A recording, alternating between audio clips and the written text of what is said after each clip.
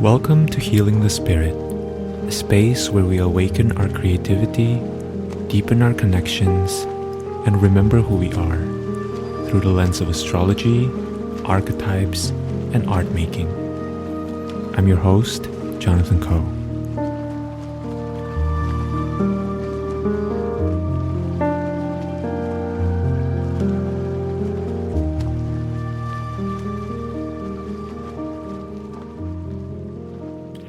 Hello everyone, welcome to Healing the Spirit. Today I want to speak to the experience of stuckness.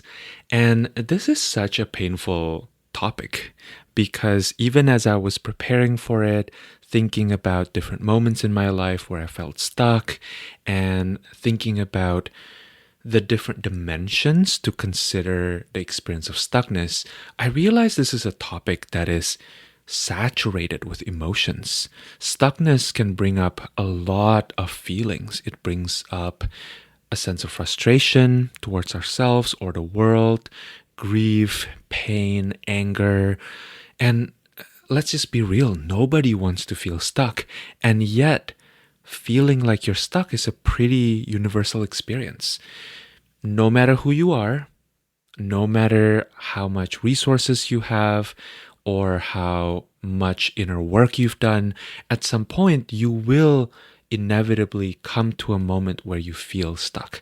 And I suspect that one of the reasons why stuckness feels so painful is because on some deep level, we recognize that there's an illusion happening here, that the nature of life is movement. The nature of life is flow.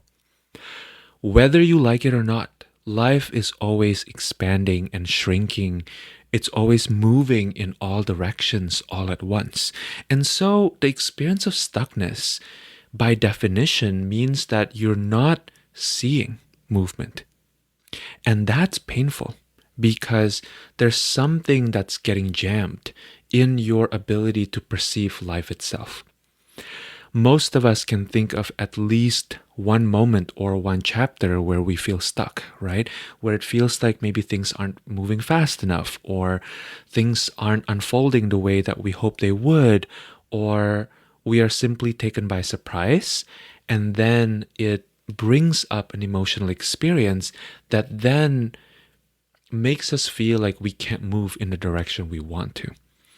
And I think that this is where I want to start, because when we actually look at it from a more zoomed out perspective, when we look at the bigger picture, from the perspective of the grander scale of our entire life, or maybe even multiple lifetimes that we go through, it's very rare to have experiences of true stuckness. And let me explain what I mean by this. If you go back and think about a recent past where you felt stuck, can you see that most of these experiences actually lead to either a significant breakthrough on an external level or some kind of internal alchemy, internal transformation, that maybe our experience of feeling stuck made us realize that some way that we've been interacting with the world or considering the world is simply not helpful to us in that moment. And from looking at that, it begins to unravel a whole way of interacting with life and with ourselves, with the world, that starts to lead us into a new place. There's not actually a lot of instances where we are truly and permanently stuck.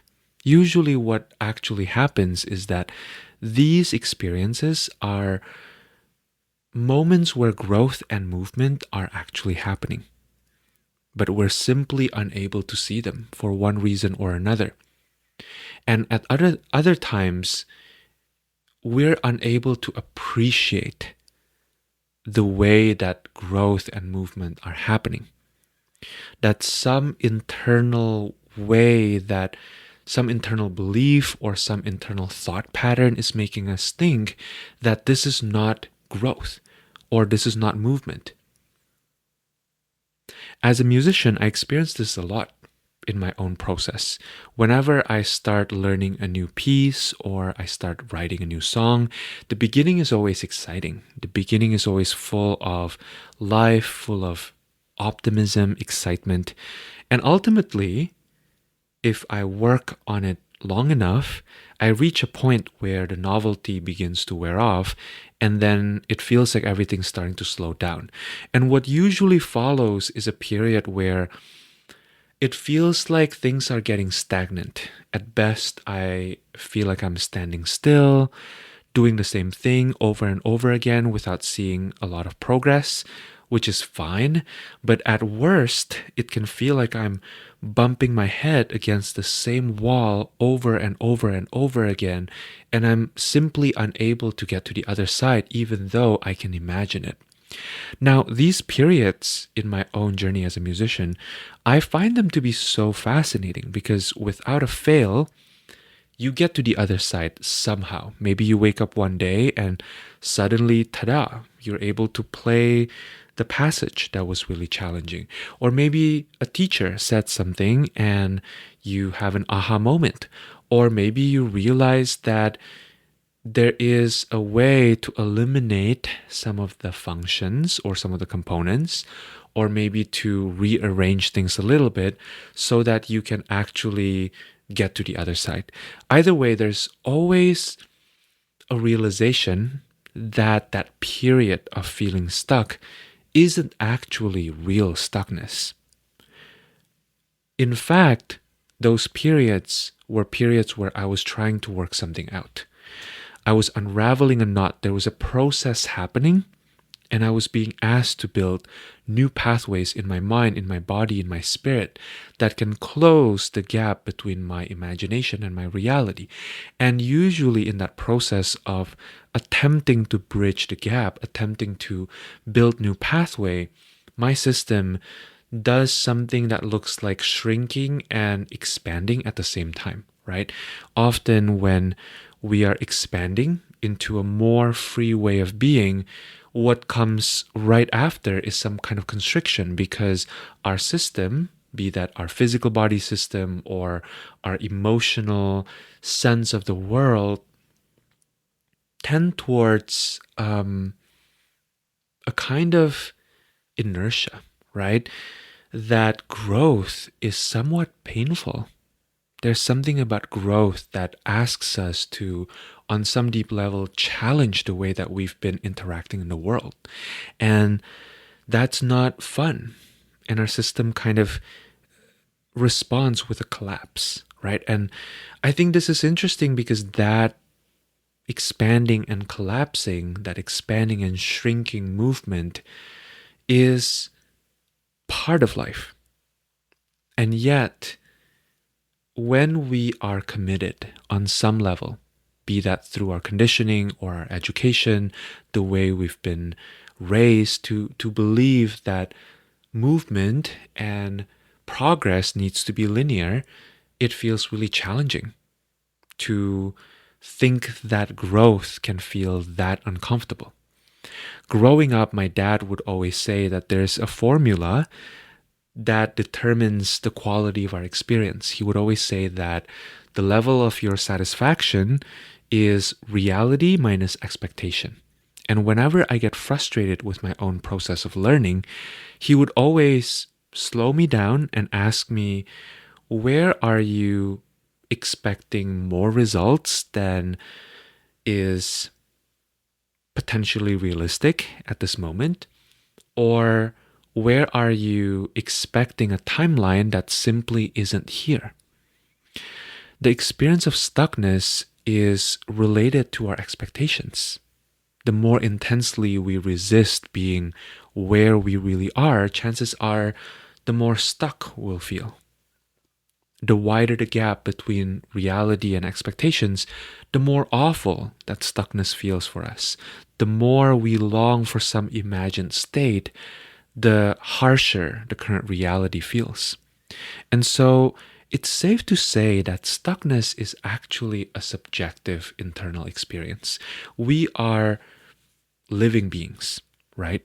And because the nature of life is constant movement and constant flow, it is impossible for us to be actually stuck in a moment in time. Objectively speaking, there is no such thing as being stuck. Objectively speaking, reality just is. Life just is. There's no such thing as objectively being too fast or being too slow. A fallacy that I often see within healing spaces, within spiritual circles, is the assumption that somehow there is a proper pacing for the processes of life. That somehow healing should be fast or healing should be slow, right? Otherwise, you're not doing it right. And I find that this debate is really ridiculous because in reality, no two processes ever look the same. No two healing processes ever look the same, even for the same person, right? There is no such thing as slow healing or fast healing. Healing just is. Growth just is. The process of individuation and maturation just is. When we label something as being slow or being fast, that really is a reflection of our own mental judgment. We compare it to other processes based on our expectations, and then we label it as fast or slow, when in reality, things are just unfolding, right? The process takes the time it takes. This is really such a relief because it means that objectively, the only thing that life asks of us is to dance, to engage, simply to pay attention. Life doesn't require us to maximize anything. It doesn't require us to know all the tricks. It doesn't require us to know all the answers. Life is simply asking us to be here now. So, stuckness is actually a personal experience. Stuckness results in the different parts of us being in conflict with one another. Stuckness is experienced when some part of us decided that the rate at which our relationships, our careers, our creative projects, maybe even our spiritual growth, some part of us has decided that that current reality doesn't pass our standards for whatever reason, right? And I want you to notice in this moment your immediate response to what I'm saying. Notice where you default to, because for many of us, especially if we are currently experiencing stuckness, there's some part of us that immediately thinks that we're doing something wrong because we feel stuck, right? And I want you to take a deep breath. I want you to put a hand on your heart, on your belly, and I want you to affirm, I am doing the best I can. I am enough. I want you to speak to that part that's afraid that life will pass them by. And I want you to affirm, I am life itself. Life cannot pass me by because I am life itself. There's a part of you that has internalized the message that where you are isn't good enough. That somehow you have to push harder, somehow you need to punish yourself in order to get out of the stuckness and on to the other side. And so the first step is really beginning by reminding this part of you, the part that's scared, that's feeling that contraction, that you're exactly where you're meant to be. Even if it doesn't feel great right now, even if you are judging where you are right now, you're exactly where you're supposed to be. Recently, this past week, I was talking to a private client about they were experiencing this funk that felt prolonged. And they spoke about being in the state of feeling stuck because they were waiting to hear about whether a project will be approved, and they simply didn't know how to allocate their time during this waiting period. And that was causing them a kind of, I don't even want to say dysregulation. It was like a funk, right? That's the best way to describe it. And our conversation reminded me of another conversation I had with my mentor, Deborah, years ago. So I told Deborah I was frustrated because I felt like my job at the time really wasn't leading me anywhere that I wanted to go. I have been at this job for some time. I didn't feel like there was space for me to grow. And when I thought about all the different possibilities of where this job was leading me, none of it felt like where I truly wanted to go. And Deborah then shared this really powerful story that stuck with me since. So many years ago, she studied with this woman named Gabrielle Roth, who is a dance teacher and also a spiritual teacher. I believe she's written a few books and you can find them. And she once asked Gabrielle after a class about what she could do about this experience of feeling stuck while she was dancing. And she said to Gabrielle, I would feel this impulse, I would feel this energy, and I would allow my body to follow that energy. But inevitably, I would get stuck. I would get to a point where, I don't know, the energy just dissipated, or I don't know where to move next. Something's not clicking for me. I have no idea how to move forward in these moments. And as Deborah told me, she said Gabrielle leaned into her and looked at her directly in the eyes and said ferociously, "Your stuckness is profound. Dance your stuckness." And this story really stayed with me for many years after this conversation, because very often I would realize I am not dancing my stuckness. In fact, that's the last thing that came to my mind. Whenever I feel stuck, I would rather give in. Of course, my mind wouldn't say that, right? My mind would think, no, I'm complaining because I'm trying to understand my stuckness, or I'm trying to fix it, or maybe I'm journaling incessantly to try to get to the other side. But in some ways, not honoring my stuckness is actually giving into it. It's actually collapsing under the weight of it. It rarely occurred to me that I could have the agency and the power, the inspiration to create from that place of stuckness. And recently, when I returned to this story, I began to realize there's another layer of truth here, which is that stuckness is not the opposite of creativity. Stuckness is not the opposite of flow. Stuckness is, in fact, creative energy trying to find an expression. Stuckness is, in fact, flow trying to find a new direction. The reason why stuckness feels so infuriating is not because we're actually objectively stuck. It feels so frustrating because there's a lot of energy within stuckness itself. Everything is energy, right? And so if everything is energy, stuckness is also energy. It's energy that's kind of locked up, repressed, trying to break through the dam. Stuckness is a kind of pressure that's trying to be translated into life. This is reminding me of something that I once heard Ra Uruhu, the founder of human design, once said in a lecture. He said that pressure is life itself. Without pressure, life wouldn't happen, life wouldn't move, and that the impulse to try to get rid of pressure is actually futile. That instead, feeling pressure is an invitation to cultivate a healthier relationship with pressure itself, which is life.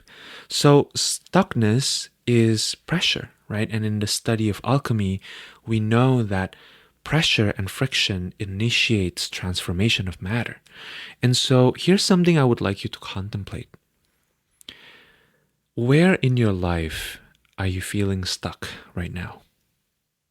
And instead of pushing the stuckness away, or pretending it's not there, or collapsing under the weight, can you recognize that that feeling of stuckness is creative energy that's seeking pathways of expression? And can you then take it a step further and become the artist of your own experience by describing the stuckness to us? How does the stuckness feel? Are there any colors associated with the stuckness? Are there any smells, any sounds, any imageries that represent the stuckness? Perhaps it looks like a person, or maybe an animal, a plant, or a place.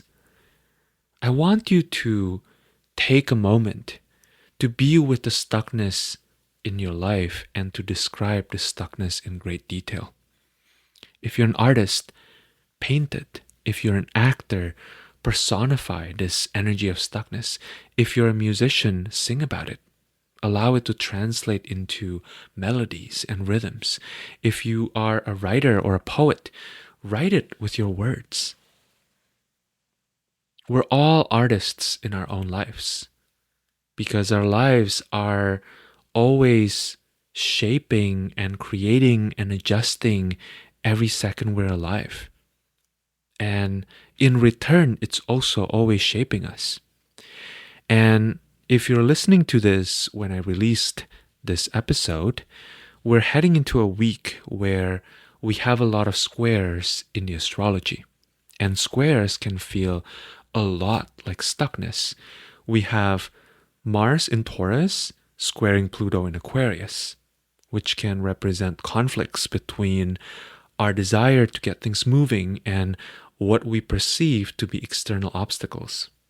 And maybe it's not even external obstacles, right? Maybe there's something that is processing in the collective that maybe despite our desire to skip on over to the paradise state that Taurus loves being in, that there's something that we need to change about the way that we think and see reality.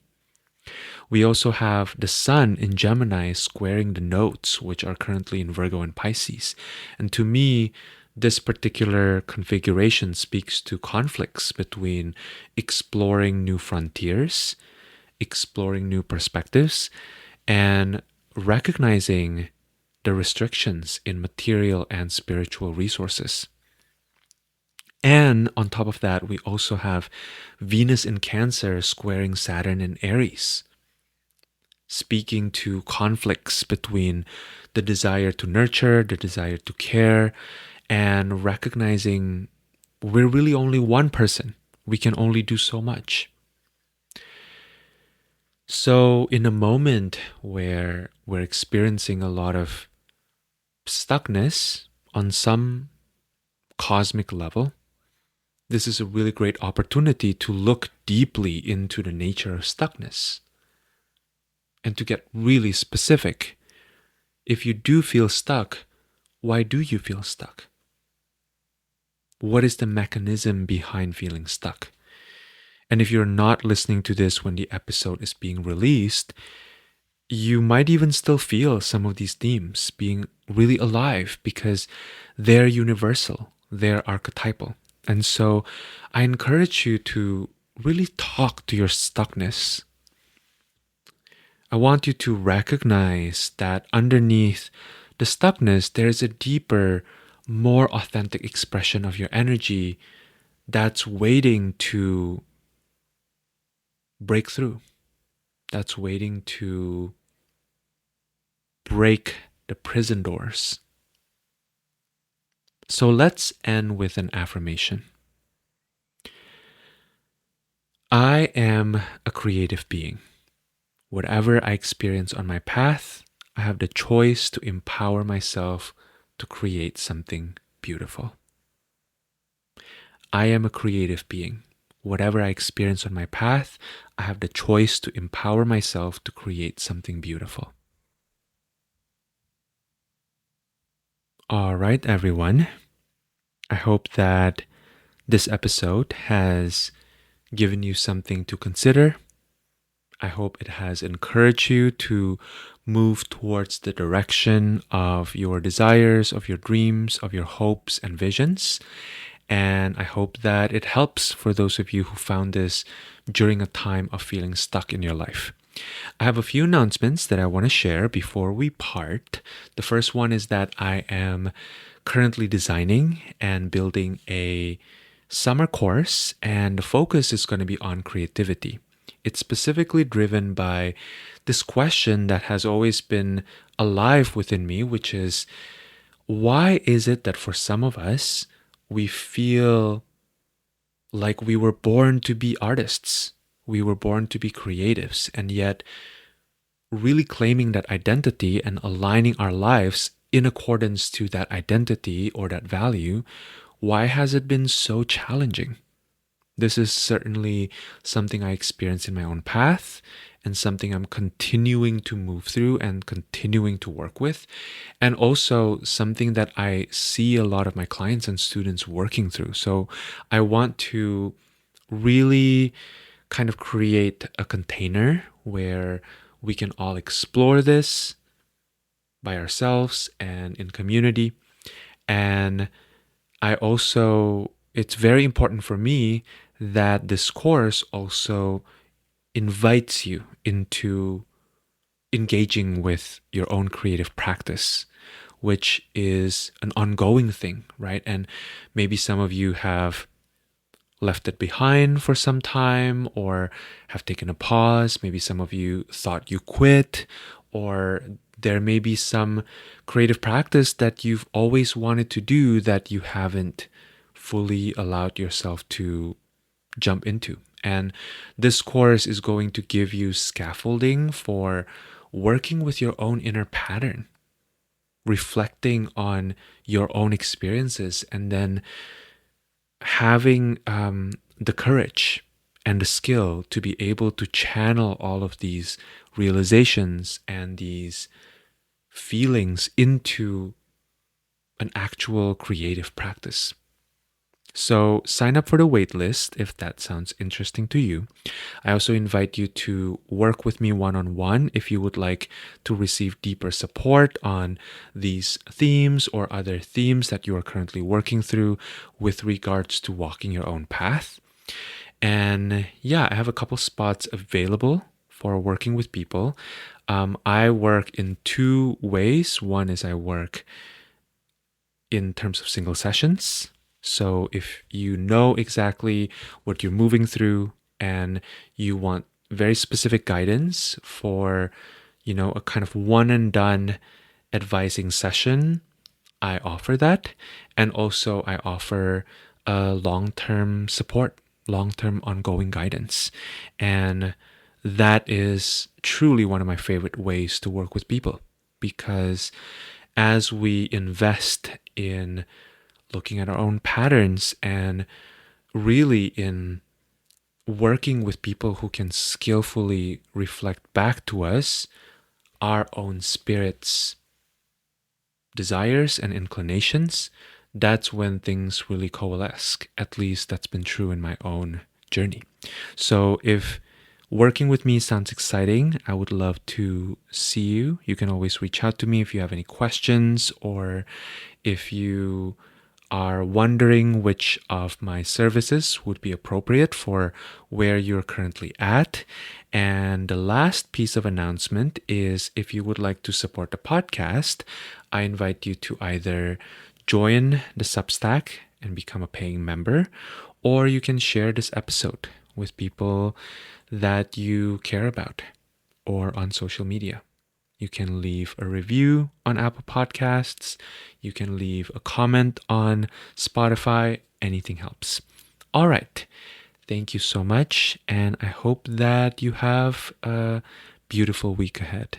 I'm sending you so much love, and we will meet again, gather again very, very soon. Take care.